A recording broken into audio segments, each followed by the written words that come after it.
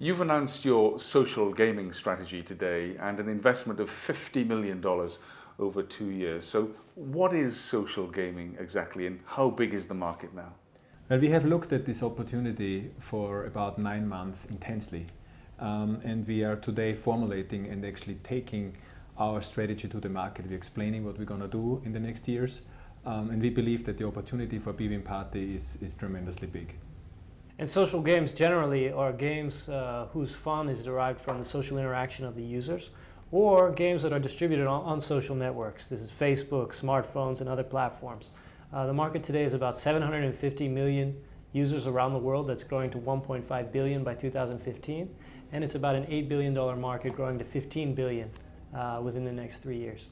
So can you summarize the key elements of your plans? We have chosen a different approach, an approach which is a build and partner approach, and you can see that already from the level of investment we are committing. $50 million compared to our competitors, substantially less, because their approach was mainly driven by acquisitions. So what we're looking to do is bring online a very scalable, low-cost development center with over 300 skilled developers and artists and other critical resources, and combining that with a very experienced and entrepreneurial management team, people from the gaming and games sectors. And we're going to market with a combination of developing games in-house, incubating some new concepts, and partnering, because we recognize we can't do it all the best.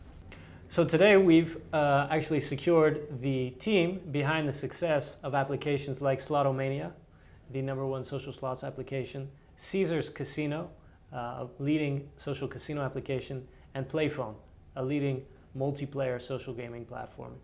Is social gaming all play money, or can real money become involved? And where do you see your main revenues coming from in this sector? Well, this is a real distinct approach, and the clear differentiation line between real money gaming and our new initiative is that the new initiative will be purely for virtual currency. So there is purely for virtual money and not for real money. So there's a clear differentiation. So let me explain how the model works. Most of the players never pay anything to play the games. 98% in fact on a good game. 2% do pay, and they're paying real money to buy credits to accelerate faster through the game, buy special features, or in some cases send gifts to their friends. There is no cash out mechanism. So what we are providing is digital entertainment. We are providing fresh content on a much higher frequency than real money games. Every 2 weeks, in fact, we are releasing new content into that game to delight the customers. In addition to that mechanism of selling virtual currency, we also have advertising, which can take the form of banners around the games, or in some cases, actual in-game integration with sponsors or ads. How long do you expect it to take Win to become profitable, and what proportion of your revenue do you think will come from social gaming in, say, 5 years' time? We have drawn up a plan for the next 24 months for Win, and we intend to become profitable within that period. And if we get it right, it will become a meaningful part of our business. You say you will bring sports, poker and casino-style games into this social gaming sphere. How will this work? So what we're doing is launching leading game applications in each of the native product verticals of bwin.party. These are areas where bwin.party has been leading the market for twice as long as social games have existed. And we're going to be drawing on many of the assets of the group to support our strategy in this space. That includes brands, that includes technology, that includes expertise to create leading applications. Now, how we're actually going to bring those to market is usually starting with an incubation process, where we're trying to create a minimum viable product of a concept, put it out in the market, and try to achieve some key performance indicator threshold. The concepts that pass that threshold will then migrate to our core studios and be brought to market with a significant marketing push. What attracted me personally to the venture is the big opportunity in social sports. Nobody has cracked this yet in terms of social sports betting. Naturally, bwin.party is very well positioned to lead in the space. It has everything to succeed in terms, again, of the technology, expertise, assets, brands, and we're going to bring all of that to the table, and we're going to develop our own applications, and we're going to partner and attract many leading social game studios and others out there to create winning ventures. You've offered free money versions of your poker and casino-style games for several years now, so why did it take you so long to realize that they could generate revenue? What we are talking about today is a very different proposition. the industry, and including ourselves, have offered for play money sites for many, many years. The American incumbents and the land-based casinos launched free play money sites already 10 years ago. But the idea at the time was to then convert those free money players, fun money players as we called them at the time, into real money players, which was an effort which failed.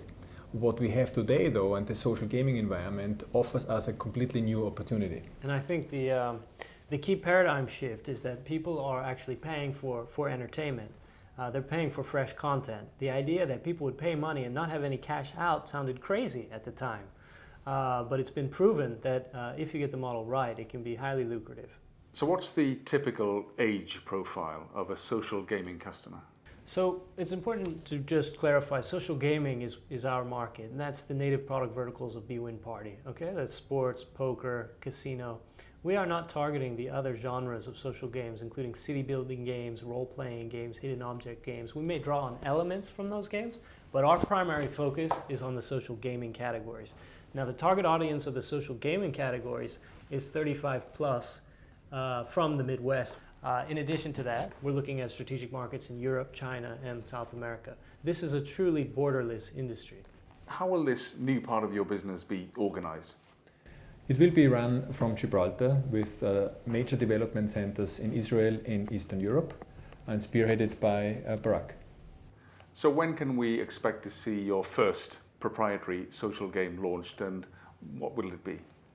Well, look, the opportunity is now. I mean, we admit we were late to the market as a group, and we have plans to release our first proprietary game by the end of the year, by Q4 2012. That being said, we're not limited to our own in-house development. In fact, we are attracting best-of-breed partners across the categories and could very well release games even sooner than that.